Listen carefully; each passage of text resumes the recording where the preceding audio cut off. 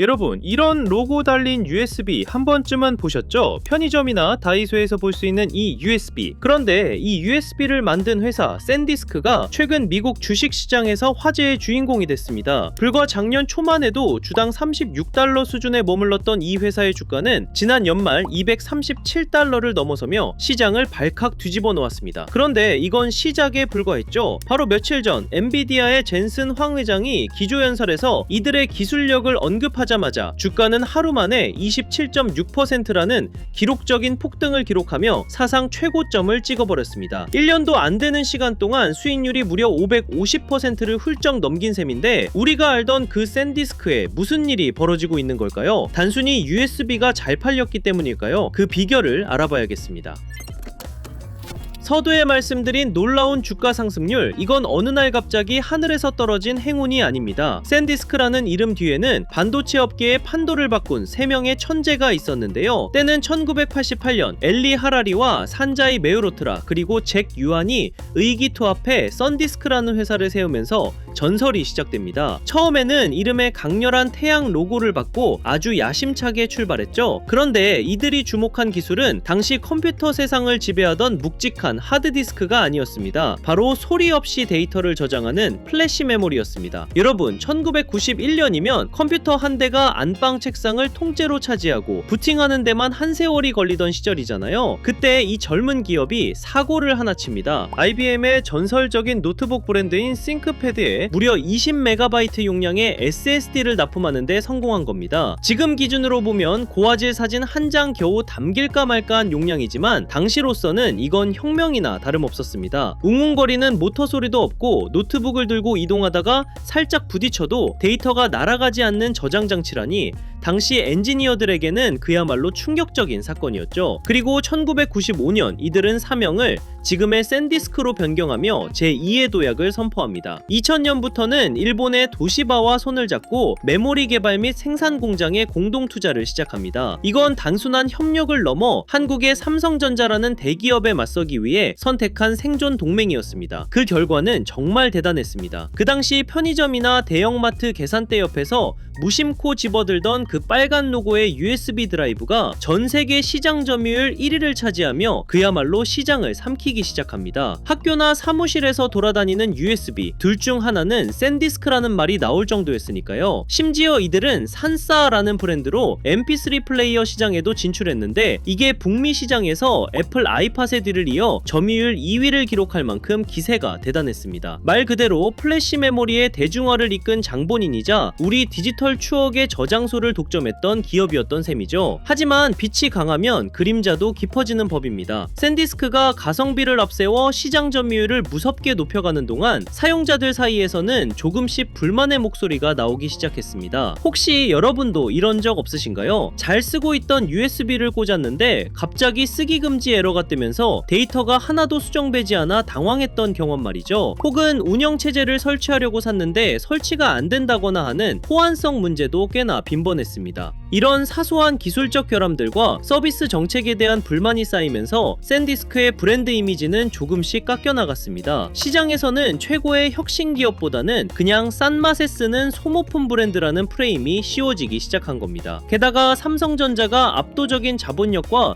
기술력으로 시장을 장악해 들어오고 애플 같은 거대 고객사가 단가이나 압박까지 가해오면서 샌디스크의 수익성은 급격히 악화되기 시작합니다. 결국 2008년 전 세계를 덮친 금융위기의 파고 속에서 샌디스크는 창사 이래 최대의 경영위기를 맞이하게 되는데요. 재정 상태가 바닥을 보이며 휘청거리던 바로 그 순간 바다 건너 한국에서 샌디스크의 운명을 통째로 집어삼킬 수도 있었던 아주 거대한 제안 하나가 날아옵니다. 바로 삼성전자의 인수 제안이었죠. 삼성전자가 샌디스크 앞에 내민 수표의 금액은 주당 26달러, 총액으로는 무려 58억 5천만 달러에 달했습니다. 당시 샌디스크의 재정 상태를 고려하면 이건 단순히 비즈니스 제안이 아니라 물에 빠진 사람에게 던져진 황금 밧줄이나 다름없었습니다. 시장에서는 당연히 샌디스크가 넙죽 이 제안을 받을 것으로 생각했습니다. 아니, 받아야만 살 수 있는 분위기였죠. 그런데 여기서 반전이 일어납니다. 샌디스크의 이사회가 삼성전자의 파격적인 제안을 단칼에 거절해버린 겁니다. 이유는 아주 명쾌했습니다. 우리의 기업 가치를 너무 저평가했다는 것이었죠. 당장 내일 부도가 날지도 모르는 상황에서 6조 원이 넘는 돈이 작다며 거절하는 모습을 상상해보세요. 이건 웬만한 깡다구 없이는 불가능한 결단이었습니다. 하지만 샌디스크는 여기서 멈추지 않았습니다. 삼성전자의 인수를 확실하게 막아버리기 위해 아주 독한 수를 던지는데요. 자신들의 가장 소중한 자산이었던 생산 설비 일부를 파트너사인 도시바에 매각해버립니다. 절대로 삼성전자에게 주도권을 넘기지 않겠다는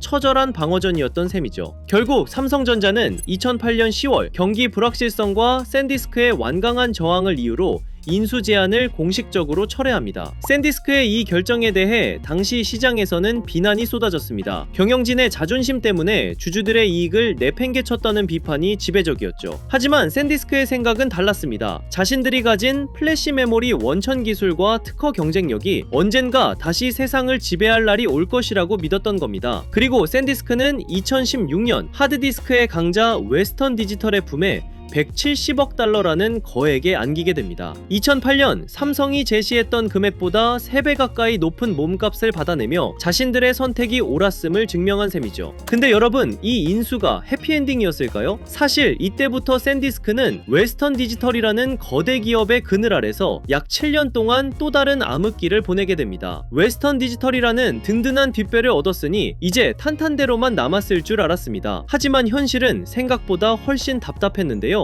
하드디스크라는 구시대의 유산을 지키려는 본체와 플래시 메모리라는 미래를 향해 달려가려는 샌디스크 사이의 간극이 너무 컸던 셈이죠. 겉으로 보기엔 거대 스토리지 기업의 탄생이었지만 속사정은 기대했던 시너지가 전혀 나지 않는 불편한 동거에 가까웠습니다. 결국 참다 못한 행동주의 펀드 엘리엇이 깃발을 들고 나섰습니다. 샌디스크를 제발 좀 놔줘라, 그래야 산다며 강력하게 분사를 요구한 겁니다. 그렇게 싸움 끝에 작년 초 드디어 샌디스크는 웨스턴 디지털이라는 감옥을 탈출해 독립법인으로 화려하게 복귀했습니다. 그런데 이들의 독립선언이 신의 한 수가 된 이유가 있습니다. 바로 전 세계를 뒤흔든 인공지능, 즉 AI 열풍이 한창이었기 때문입니다. 독립한 샌디스크는 눈치 볼 것 없이 자신들의 모든 역량을 고수익 기업용 SSD 시장에 쏟아붓기 시작했습니다. 과거에 우리가 알던 그 싼 맛에 쓰던 USB 제조사가 아니었습니다. 하이퍼스케일급 데이터 센터에 들어가는 최첨단 SSD를 주력으로 밀어붙인 건데요. 이게 왜 중요하냐면 AI를 학습시키고 추론하는 과정에서 데이터를 읽고 쓰는 속도가 병목 현상을 일으키는 핵심 변수가 됐기 때문입니다. 엔비디아의 그래픽 카드가 아무리 빨라도 데이터를 공급해주는 스토리지 속도가 안 나오면 말짱 꽝인 상황이 온 거죠. 이런 전략적 전환은 실적으로 바로 증명됐습니다. 최근 발표된 회계연도 1분기 실적을 보면 데이터 센터 사업부가 전분기 대비 무려 26%나 성장했습니다. 2년 현금 흐름도 4억 4,800만 달러를 기록하며 금고에 돈이 쌓이기 시작했죠. 시장은 즉각 반응했습니다. 25년 초 36달러였던 주가는 작년 말에 237달러를 돌파하며 559%라는 말도 안 되는 상승률을 보여줬습니다. 만약 여러분이 작년 초에 샌디스크에 1억 원을 투자했다면 연말엔 6억 5천만 원이 넘는 자산가가 됐다는 뜻입니다. 하지만 진짜 대박은 며칠 전 터졌습니다. 바로 2026년 CES 기조연서 현장이었는데요. 무대에 오른 엔비디아의 젠슨 왕 회장이 차세대 AI 인프라를 설명하면서 샌디스크의 주력 사업인 스토리지 플랫폼을 직접 언급한 겁니다. 이건 사실상 업계 1인자가 보내는 최고의 인증 마크나 다름없었죠. 전문 분석가들은 엔비디아의 이 신호가 샌디스크의 제품 공급을 더욱 타이트하게 만들고 가격을 더 끌어올릴 것이라고 입을 모았습니다. 발표 직후 주가는 하루 만에 27.6%가 폭등하며 350달러라는 신화를 썼습니다. 샌디스크의 수장 데이비드 괴켈러는 올해가 AI 학습을 넘어 추론 시장에서도 고성능 SSD가 필수품이 되는 원년이 될 것이라고 자신하고 있습니다. 과거에 삼성이 거절했던, 그리고 웨스턴 디지털이 제대로 활용하지 못했던 그 잠재력이 독립 1년 만에 AI라는 날개를 달고 폭발한 셈입니다. 이제 샌디스크는 단순히 메모리를 파는 회사가 아니라 AI 제국을 지탱하는 핵심 중 하나가 되었습니다. 이들이 꿈꾸는 건 단순히 단순히 용량 좀 큰 하드디스크를 만드는 수준이 아닙니다. 바로 데이터의 한계를 파괴하는 작업이죠. 최근 샌디스크가 발표한 로드맵을 보면 소름 돋는 목표가 하나 있습니다. 바로 2028년까지 무려 1PB 용량의 SSD를 내놓겠다는 계획인데요. 여러분, 1PB가 어느 정도인지 감이 오시나요? 우리가 흔히 쓰는 1TB 하드디스크 1000개를 하나로 합친 용량입니다. 인공지능이 수조 개의 데이터를 순식간에 읽어드려야 하는 지금 이 시점에 이런 압도적인 용량과 속도는 선택이 아니라 필수인 겁니다. 하지만 샌디스크의 진짜 무서운 점은 따로 있습니다. 바로 시장의 판도를 완전히 뒤엎을 빅딜 키옥시아와의 합병 가능성입니다. 작년 초 샌디스크가 웨스턴 디지털에서 분사해 독립기업으로 상장하면서 그동안 지지부진했던 합병 논의가 다시 급물살을 타기 시작했습니다. 만약 업계 3위권인 키옥시아와 5위권인 샌디스크가 하나로 합친다면 시장 점유율 25%를 단숨에 넘어서게 됩니다. 이건 그동안 넘볼 수 없는 벽처럼 느껴졌던 삼성전자와 SK하이닉스의 턱 밑까지 쫓아가는 말 그대로 시장의 2인자 자리를 꿰차는 초대형 사건이 되는 겁니다. 샌디스크의 CEO 데이비드 괴켈러가 올해를 AI 추론 시장의 원년이라고 자신있게 말하는 이유도 바로 여기에 있습니다. 자, 이제 여러분의 서랍 속에서 굴러다니던 USB 제조사인 샌디스크는 이제 없습니다. 삼성이 6조 원을 준다며 손을 내밀었을 때 자존심 하나로 버텼던 그 지독함이 결국 20년이 지난 지금 AI 시대의 핵심이라는 부메랑이 되어 돌아왔습니다. 이들은 이제 1PB라는 상상도 못할 용량으로 데이터의 바다를 지배하려 하고 있고, 키옥시아라는 거대한 파트너와 함께